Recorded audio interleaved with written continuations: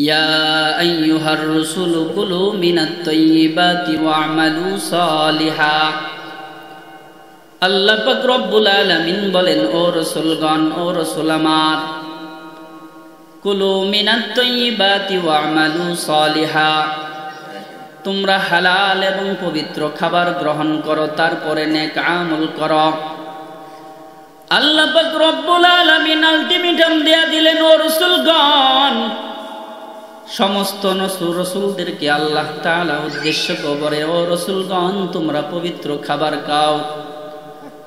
আপনাদেরকে আমি সহজে একটা কথা বলে দেই, কোন নবী রাসূল তারা হারাম খাবেন, হারামের কাছে যাবেন, এটা চিন্তাও করা যায় না। আল্লাহ তাআলা নবী রাসূলদেরকে গুনাহ থেকে, হারাম থেকে কুদরতিভাবে হেফাজত করেছেন। কোরআনের এই আয়াতের মধ্যে রাসূলদেরকে উদ্দেশ্য করে আল্লাহ তাআলা আনেওয়ালা কিয়ামত পর্যন্ত সমস্ত মানুষদেরকে টার্গেট করে বলেন, নেক আমল করতে চাও, পূর্ব শর্ত হিসাবে একটা শর্ত দিয়া দিলাম। ওই শর্তটা হলো, তোমরা আগে পবিত্র খাবার খাও, ইনকামটা হালাল করো, খাবারটা হালাল করো, তারপরে নেক আমল করো, তাহলে নেক আমল কবুল হবে, নয়তো নেক আমল কবুল হবে না। হাজী সাহেব, গাজী সাহেবকে আল্লাহ তাআলা বলে, ও হাজী সাহেব, আপনি মসজিদে গিয়া নামাজ পড়েন, স্ত্রীর হক আদায় করেন না, দেন মোহরের টাকা এখন পর্যন্ত দেন নাই, 60 বছর পর্যন্ত আপনি স্ত্রীর সঙ্গে সহবাস করতেছেন, বসবাস করতেছেন, বইনের হক আদায় করেন নাই, তাদের ওয়ারিসের সম্পত্তি দেন নাই। হাজী সাহেব মসজিদে গিয়া সামনের কাতারে নামাজ পড়ে মানুষের আইল বাতুর কাটতে কাটতে তার 2% জমিন বাড়ায়া ফেলাইছে। আল্লাহ পাক রব্বুল আলামিন বলেন, এই ইবাদতের কোনো লাভ নাই। আল্লাহ তাআলা বলেন, আগে হালাল খাবার খেতে হবে। শরীরটা যদি হালাল না হয়, ওই হালাল খাবার না খাওয়া হয়, যত ইবাদত করা হবে কোনো কিছুই কবুল হবে না। পয়গম্বর আলাইহিস সালাতু ওয়াস সালাম বলেন, লা ইয়াদখুলুল জান্নাতা জাসাদুন গুযিয়া বিল হারাম, ওই শরীর কখনোই জান্নাতে প্রবেশ করবে না যেই শরীর হারাম জিনিস দ্বারা গঠিত হয়েছে, ওই শরীর কখনোই জান্নাতে প্রবেশ করবে না। আল্লাহ তাআলা ইবাদতের পূর্ব শর্ত হিসাবে হালালকে কেন করে দিলেন? আল্লাহ তাআলা বুঝাইতে চান, যদি তোমার খাবারটা হালাল হয়, সিজদা করবা, সিজদা কবুল হবে। হালাল খাওয়ার পর তেলাওয়াত করলে তেলাওয়াত কবুল হবে। খাবারটা যদি হালাল হয়, নামাজ পড়লে নামাজ কবুল হবে, হজ করলে হজ কবুল হবে, যাকাত দিলে যাকাত কবুল হবে। আল্লাহ পাক রব্বুল আলামিন বলেন, আর যদি হারাম খাওয়া হয়, নামাজ পড়লেও নামাজ কবুল হবে না, দান করলেও দান কবুল হবে না, মসজিদে গেলেও সিজদা কবুল হবে না। দান, সদকা, ইবাদত, বন্দেগী, যাকাত, হজ যা কিছু করা হয় কিছুই কবুল হবে না। এজন্য মালিক বলে দিলেন, ইবাদতের জন্য 1 নম্বর শর্ত হলো হালাল খাবার খেতে হবে। খাবারটা যদি হালাল হয়, ইবাদত বন্দেগী কবুল হবে। আর যদি খাবারটা হালাল না হয়, কোনো ইবাদত মালিকের দরবারে কবুল হবে না। আজকে হালালের ছড়াছড়ি, হারামের তো বিশাল পাওয়ার। হারাম খুরের পাওয়ারে স্টলে, 4 স্টলে বসে যাওয়া যায় না, বাজারে যাওয়া যায় না, মসজিদে যাওয়া যায় না। সুদের টাকায় ব্যবসা করে করে বড় লোক, এখন সে মসজিদের মুতাওয়াল্লি, মসজিদের সভাপতি, ওয়াজ মাহফিলের প্রধান অতিথি, ওয়াজ মাহফিলের সভাপতি, জামানার এলাকার সবচেয়ে বড় হারামখোর, সুদখোর, ঠিক কিনা? আল্লাহ পাক রব্বুল আলামিন বলেন, এ হারামখোরের দল, হারাম খাওয়ার পর তোমার মাতবরি নেতাগিরি দুনিয়ার জমিনে চলবে। আল্লাহর কাছে একটা কুকুরের দাম আছে, তোর কোনো দাম নাই। আল্লাহ পাক রব্বুল আলামিন বলেন, হালাল খাওয়ার কথা আল্লাহ তাআলা ইবাদতের পূর্ব শর্ত করে দিলেন। কিন্তু এলাকায় দেখা যায় যারা হালাল পথে চলে, সামান্য দিন মজুর গরিব মানুষ, তাদের কোনো গ্রহণযোগ্যতা নাই, ঠিক কিনা? এলাকায় হারাম খাইতে খাইতে অথবা চোর ডাকাত বদমাশ লুচ্চা লম্পট মাগিবাজ ফাঁকিবাজ সুদখোর ঘুষখোর যত মানুষ এরা আকাম করে করে লাখ লাখ কোটি কোটি টাকার মালিক হয়ে গেছে। এখন সবাই তাদেরকে সালাম দেয়, মসজিদে 5,000 টাকা দিলে তাকে জান্নাতে পাঠায় দেয়। এই হারামখোর ওয়াজ মাহফিলের সভাপতি, এই হারামখোর মসজিদের মুতাওয়াল্লি, এই হারামখোর এখন প্রধান অতিথি, বিশেষ অতিথি।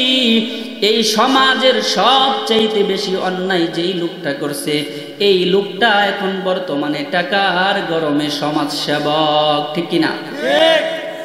অনেক হারামখোর তো এমনও আছে আমার জানা মতে, চুরি করছে, চুরের দায়ে তাকে এলাকা থেকে বের করে দেওয়া হয়েছে। লুচ্চামি করছে, জিনার দায়ে জুতার মালা পরিয়ে এলাকা থেকে বের করে দেওয়া হয়েছে। এখন এলাকা থেকে 2, 4, 5, 10 বছর বাহিরে ছিল, সেখানেও গিয়া চুরি বাটপারি ডাকাতি সন্ত্রাসী করছে। এখন লাখ টাকার কোটি টাকার মালিক হয়েছে। এখন লেবাস পোশাকটা পাল্টায়া, মুখের ভাষাটা চেঞ্জ কইরা লেবাসটা পাল্টাইছে, পোশাকটা পাল্টাইছে। এলাকায় চোরের নামে যে কলঙ্ক সেটা মুছার জন্য নতুন এক বয়স ধরে এলাকায় আসছে। এলাকায় সবাইকে এখন সালাম দেয়, বাহাবা বলে, মানুষকে চা খাওয়ায়, মসজিদে টাকা দেয়, ওয়াজ মাহফিলে টাকা দেয়। সবাই মনে করে টাকাটা যেখান থেকে আসুক, 5,000 টাকা দিছে, এই লোকটাকে যদি মসজিদের মাহফিলের সভাপতি প্রধান অতিথি না করা হয় কেমন দেখা যায়, ঠিক কিনা? আপনাদেরকে আমি একটা অবাক করা তথ্য দেই। আমরা সবাই বাইতুল্লাহর ছবি দেখছি, হারাম শরীফে কাবা শরীফের ছবি দেখছি না সবাই?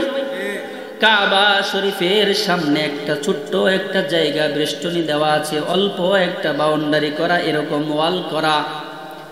যখন কুরাইশ বংশের নবীজির তাতা, নবীজির দাদা চাচারা যখন এই কাবা ঘর, আল্লাহর ঘর নির্মাণ করে, তখন সবাইকে ঘোষণা করে দেওয়া হলো, যদিও তোমরা মুশরিক, কিন্তু সবাই আল্লাহর ঘরে হালাল টাকাটা দেওয়ার চেষ্টা করবা, হারাম কেউ দিবা না। দেখেন তাদের মধ্যে আত্মমর্যাদা বোধ কত বেশি ছিল। তারা কিন্তু মুশরিক, মূর্তি পূজা করে। ঘোষণা করে দেওয়া হয় আল্লাহর ঘরে হারাম দেওয়া চলবে না, হালাল টাকা দিয়া আল্লাহর ঘর নির্মাণ করতে হবে। যার যার হালাল যে পরিমাণ টাকা ছিল তা দিয়াই আল্লাহর ঘর নির্মাণ করা আরম্ভ করছে। আল্লাহর ঘর আরম্ভ করছে, টাকা লাস্টে শর্ট পড়ে গেছে। পুরা গৃহটা করবে, ঘরটা করবে, পরিমাণ টাকা নাই। তারপরেও কেউ হারাম টাকা মসজিদে দিতে সাহস পায় নাই। লাস্টে আল্লাহর ঘর পুরাটা করতে পারে নাই, একটু বাদ দিয়া ছোট কইরা, দেওয়ালটা ছোট কইরা আল্লাহর ঘর নির্মাণ করছে হালাল টাকায়। 1 টাকা হারাম সেখানে দেওয়া হয় নাই। কিন্তু আজকে যদি খোঁজ নেওয়া হয়, সবচাইতে বিশেষ অতিথি, প্রধান অতিথি, দানবীর, এলাকার সবচাইতে শিক্ষা অনুরাগী, অমুক তমুক, কালা সাপ, দুরা সাপ, জাতি সাপ, পাতি সাপ, চিকন সাপ, মোটা সাপ, লম্বা সাপ, খাটো সাপ, যত সাপ আছে সব সাহেবের যদি খোঁজ নেওয়া হয়, মসজিদের ইমাম সাহেব সহ সমাজের 2, 4, 5 জন মানুষ পাওয়া যাবে। এরা হালাল পথে চলে, 10,000 টাকা দেওয়ার মতো পকেটে গরম নাই। কিন্তু যাদের 10,000 টাকা দেওয়ার গরম আছে, তাদের ইনকাম হালাল নাই, ঠিক কিনা? আল্লাহ পাক রব্বুল আলামিন বলেন হালাল খেতে হবে। এ ভাই, কেন হারামের পিছে ছুটলাম? আল্লাহ পাক রব্বুল আলামিন আমাকে বানাইছেন, আমাকে সৃষ্টি করেছেন মালিক। আমার রিজিকের জিম্মাদারি আল্লাহ তাআলা নিয়েছেন। আবু হুরায়রা রাদিয়াল্লাহু তাআলা আনহু বলেন, দুনিয়ার কোনো মানুষ যদি 10 দিরহাম দিয়ে একটা জামা কিনে, একটা কাপড় যদি 10 টাকা দিয়া কিনে, তার ওই 9টা টাকা যদি হালাল হয়, 1টা টাকাও যদি ওই বান্দার হারাম হয়, ওই 10 টাকার কাপড়ে যতদিন বান্দা সিজদা করবে, নামাজ পড়বে, তেলাওয়াত করবে, ইবাদত বন্দেগী করবে, যতদিন কাপড় তার গায়ে থাকবে, কোনো ইবাদত কবুল হবে না। আল্লাহ পাক রব্বুল আলামিন বলেন, এ বান্দা, তোমার কত এত চিন্তা? তোমার কেন এত টেনশন? তোমাকে তো আমি বানাইছি, তোমার রিজিকের জিম্মাদারি তো আমি আল্লাহ তাআলাই নিছি। জোরে জোরে বলেন, সৃষ্টি করছেন আমাদেরকে কে? আল্লাহ তাআলা সৃষ্টি করছেন। রিজিকের জিম্মাদারি কার? আল্লাহ পাক রব্বুল আলামিন বলেন, ওয়া মা মিন দাব্বাতিন ফিল আরদি ইল্লা আলাল্লাহি রিজকুহা ওয়া ইয়ালামু মুস্তাকাররাহা ওয়া মুস্তাওদাআহা কুল্লুন ফি কিতাবিম মুবিন।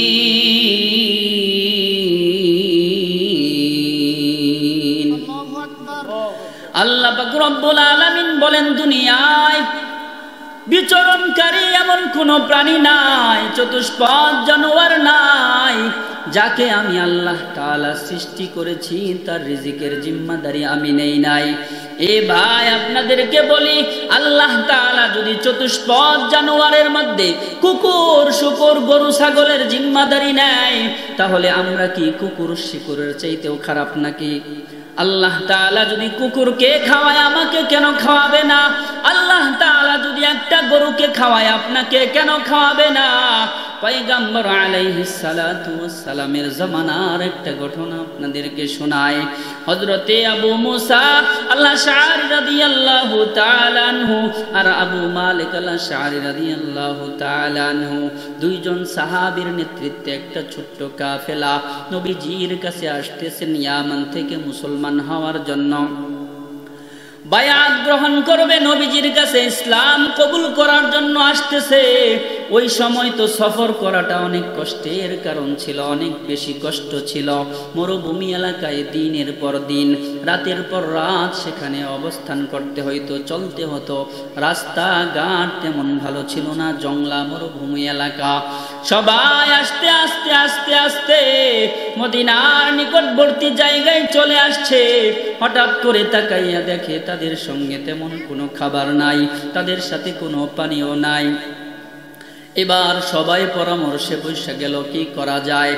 এখন তো খাবার ছাড়া, পানি ছাড়া সফর করা সম্ভব নয়, খাবার ছাড়া সফর করা সম্ভব হবে না। এবার সবাই পরামর্শে বসে গেল। আবু মুসা আল-আশআরী রাদিয়াল্লাহু তাআলা আনহু, আবু মালিক আল-আশআরী রাদিয়াল্লাহু তাআলা আনহু মিলে পরামর্শে বসে গেল। পরামর্শে বসে তারা সিদ্ধান্ত গ্রহণ করলো, আমাদের পক্ষ থেকে দুইজন মানুষ যাবে, পয়গম্বরের দরবারে গিয়া সালাম বিনিময় করবে, বলবে, ও পয়গম্বর নবী আমার, ও পয়গম্বর, আপনার সাহাবায়ে কেরামের ছোট্ট একটা দল সেই ইয়ামান থেকে রওনা করেছে আপনার সঙ্গে দেখা করার জন্য, আপনার হাতে বায়াত গ্রহণ করার জন্য। আপনার কাছে আসতে আসতে প্রায় নিকটবর্তী চলে আসছে। এমন সময় আমাদের হাজত দেখা দিছে, কোনো খাবার নাই, সাথে কোনো পানীয় নাই। ও পয়গম্বর, আমাদের জন্য কিছু খাবারের ব্যবস্থা করেন, কিছু পানির ব্যবস্থা করেন। যেই সিদ্ধান্ত অনুযায়ী দুই বান্দাকে পয়গম্বরের দরবারে পাঠিয়ে দেওয়া হয়, পয়গম্বরের দরবারে ওই বান্দা যখন এই হাজত শোনানোর জন্য চলে আসলো, আয়েশা দেখে পয়গম্বরের দরজায় ঢুকবে, এমন সময় পয়গম্বর আলাইহিস সালাতু ওয়াস সালাম কোরআনে হাকিমের এই আয়াত তেলাওয়াত করতেছে, ওয়া মা মিন দাব্বাতিন ফিল আরদি ইল্লা আলাল্লাহি রিজকুহা ওয়া ইয়ালামু মুস্তাকাররাহা ওয়া মুস্তাওদাআহা কুল্লুন ফি কিতাবিম মুবিন। ওই বান্দা পয়গম্বরের সঙ্গে দেখা করতে পারে নাই। এমন সময় পয়গম্বর তেলাওয়াত করতেছে, জমিনের উপর বিচরণকারী এমন কোনো প্রাণী নাই যার রিজিকের জিম্মাদারি আল্লাহ তাআলা নেন নাই, যার রিজিকের দায়িত্ব আল্লাহ তাআলা নেন নাই। ওই সাহাবী আবার পয়গম্বরের দরবারে না ঢুকেই, পয়গম্বরের সঙ্গে দেখা না করে, যেহেতু তারা আরবি ভাষা বুঝে, তারা এই আয়াত শোনার সাথে সাথেই তারা বুঝে ফেললো যেই মালিক আমাকে সৃষ্টি করেছেন, ওই মালিক যেহেতু আমার রিজিকের জিম্মাদারি নিয়েছেন, এজন্য আমার হতাশার কোনো কারণ নাই। তারা সবাই চলে গেল পয়গম্বরের কাছে গিয়া বলে, ও পয়গম্বর, সাহাবায়ে কেরামের কাছে গিয়া বলে, ও সাহাবায়ে কেরামের দল, টেনশনের কোনো কারণ নাই, ভয়ের কোনো কারণ নাই, তোমাদের জন্য মেহমানদারির ব্যবস্থা হইতেছে। সবাই মনে মনে ভাবছে পয়গম্বরের কাছে গিয়া বলছে পয়গম্বর মেহমানদারির ব্যবস্থা করবেন। সবাই শান্ত হয়ে যখন অপেক্ষা, কিছুক্ষণ পর দেখা যায় দুইজন মানুষ দুইটা বিশাল বড় বড় খাঞ্চা নিয়া, একটার মধ্যে ভুনা গোশত আর একটার মধ্যে রুটি নিয়া তাদের সামনে হাজির হয়ে গেছে।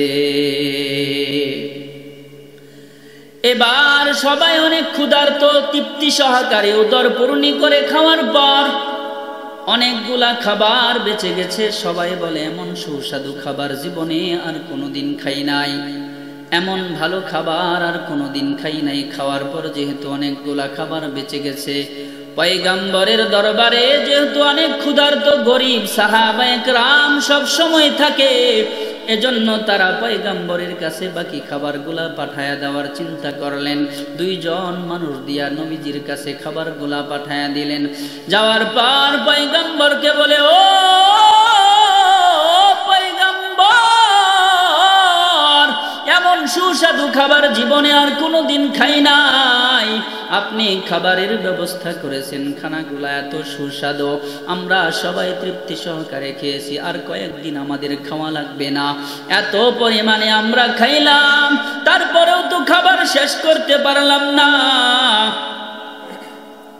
খাবার আমাদের অনেক রয়ে গেল, আপনার কাছে পাঠায়া দিলাম।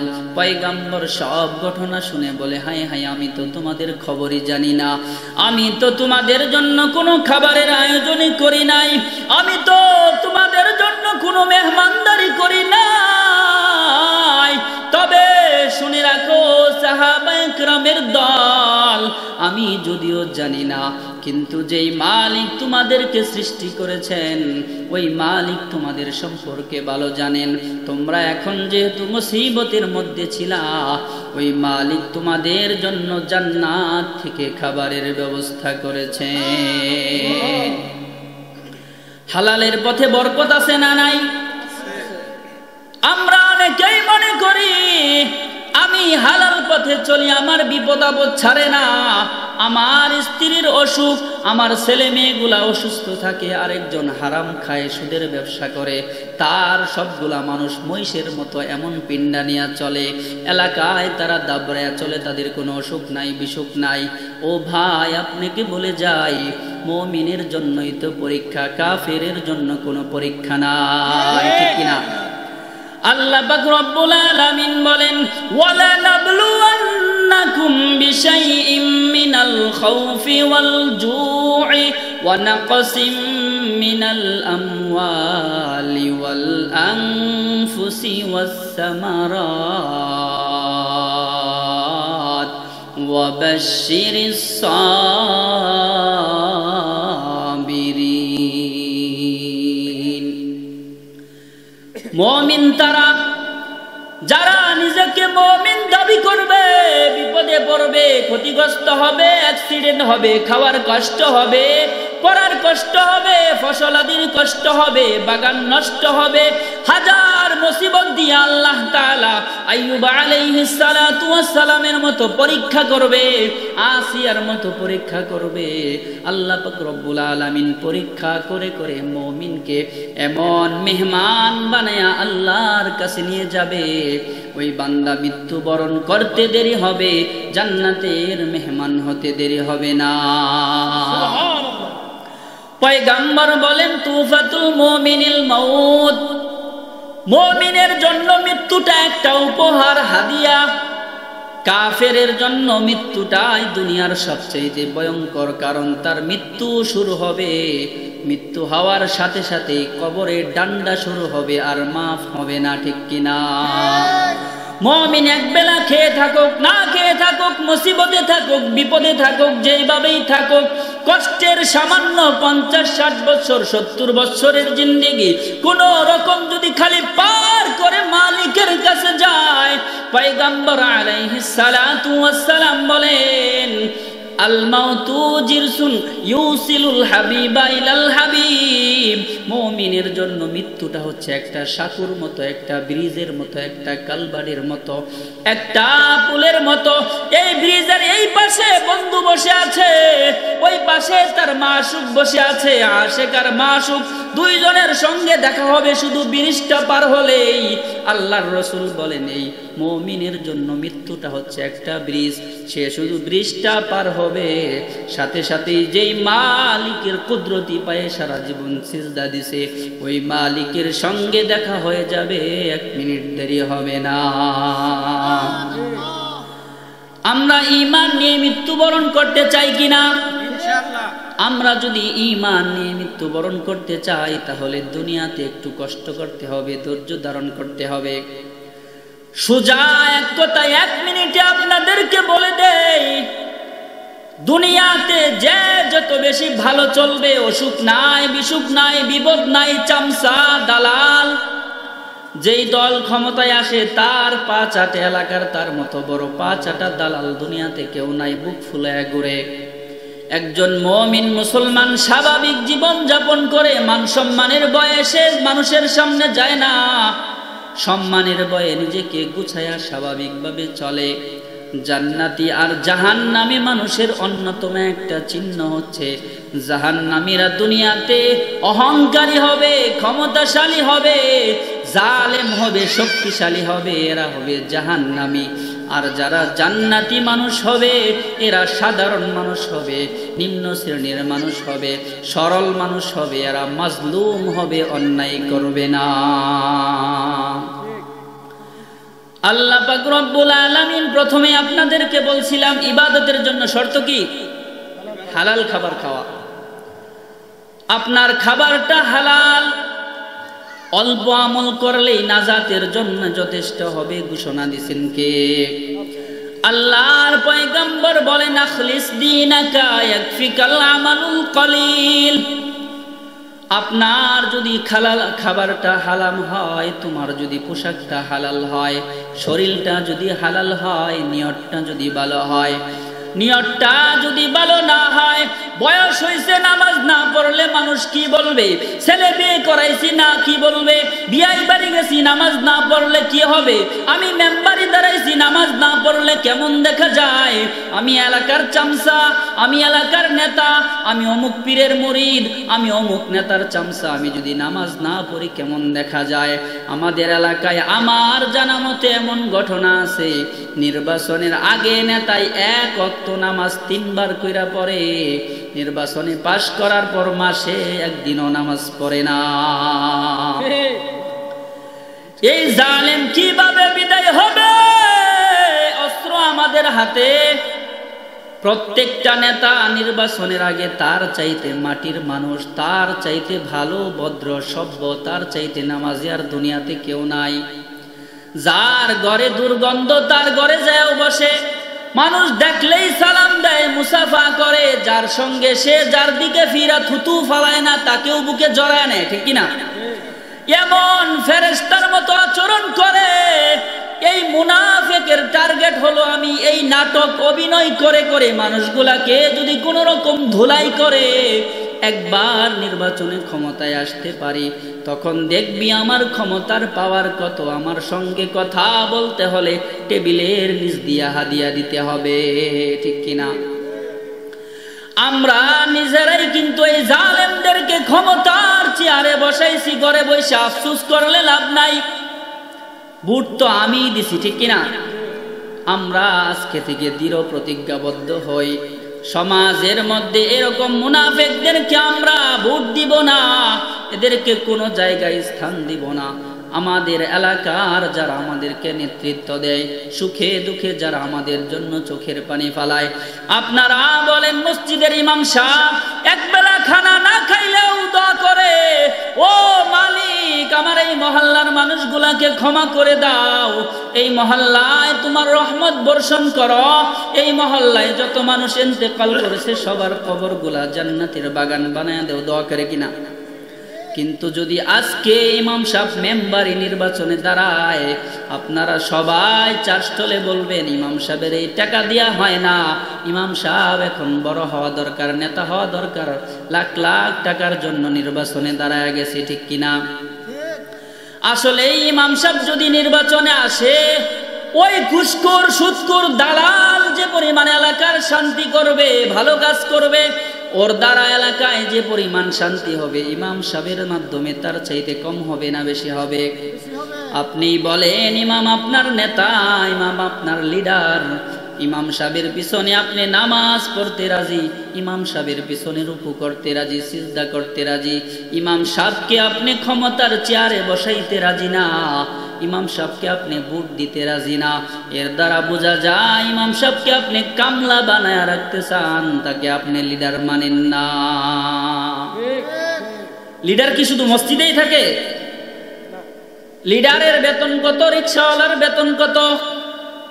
ভ্যানওয়ালা, রিক্সাওয়ালা সারাদিন যদি বৈশাও থাকে ৫০০-১০০০ টাকা কামায়, ইমাম সাহেবের মাস শেষে বেতন ৫,০০০, ঠিক কিনা? তারপরেও ইমাম সাহেব সঠিকভাবে আজান না দিলে কত দোষ। ইমাম সাহেব জোরে জোরে হাইটা যায়, দোকানে বৈশা বাটপার বলে, জীবনেও মসজিদে যায় না, ২ টাকা দান করে ২,০০০ টাকার হিসাব চায়। এই বাটপার বলে, দেখো ইমাম সাহেব জোরে জোরে হাঁটে, আজকে হয়তো ভালো কোনো দাওয়াত আছে এজন্য জোরে জোরে হাইটা যায়। ইমাম সাহেব যদি আস্তে আস্তে হাঁটে, এই সিটার দোকানে বৈশা বলে, আজকে হয়তো ইমাম সাহেব ভালো দাওয়াত পায় না, মনটা খারাপ, আস্তে আস্তে হাঁটে। ইমাম সাহেবের পেট মোটা থাকলে বলে, অন্যের বাড়ি খায়া খায়া পেটটা মোটা বানাইছে। ইমাম সাহেবের পেটটা চিকন থাকলে বলে, ইমাম সাহেব হয়তো ঠিক মতো দাওয়াত খাইতে পারেন না, পেটটা পড়ে আছে। এই বাটপার সারা জীবন সমালোচনা করছে। ইমাম সাহেব ৫ বছর ধরে এই মহল্লায় আসছে, একদিন একবেলাও দাওয়াত খাওয়ায় নাই, ঠিক কিনা? যে বান্দা ইমাম সাহেবকে মোহাব্বত করে দাওয়াত খাওয়ায়, হাদিয়া দেয়, সে কোনোদিন হিসাব নেয় না, ইমাম সাহেবের কাছ থেকে দোয়া নেয়, ঠিক কিনা? আমি বলতেছিলাম হালাল পথে চলতে হবে, মুমিনের জিন্দেগিটাই তো একটা গণ্ডির ভিতরে থাকতে হবে। মুমিন তো কাফেরের অট্টালিকা, প্রাসাদ, বাড়ি গাড়ি, জায়গা জমি দেখে আফসোস করতে পারে না। মুমিনের একমাত্র টার্গেট, সাধারণ এই ছোট্ট জীবনটা আমি পরিচালনা করব, করার পর অল্প কয়েকদিন পর আমার মাওলার সঙ্গে আমার দেখা হয়ে যাবে। সেখানে আল্লাহ তাআলা, আমি রিকশাওয়ালা, ভ্যানওয়ালা, সাধারণ কুলি, সাধারণ মানুষ, আমাকে যদি খুশি হয়া কোনো রকম জান্নাতের সার্টিফিকেট দেয়া দেয়, তাহলে আল্লাহ তাআলা বলেন, এই দুনিয়ার মতো 10টা দুনিয়ার বাদশা আমি, ঠিক কিনা? এজন্য আমি আপনাদেরকে বলতে চাই, সময় অনেক কম, আমি যেই বিষয়ে আপনাদেরকে আলোচনা করতে চাইছিলাম, এটা লম্বা একটা বিষয়, বহুল আলোচিত একটা বিষয়। আমি বিষয়টা আপনাদের সামনে লম্বা সময় ধরে 1-1.5 ঘন্টা টানা বলতে পারলে তাহলে বিষয়টা হয়তো গুছানো যাইতো।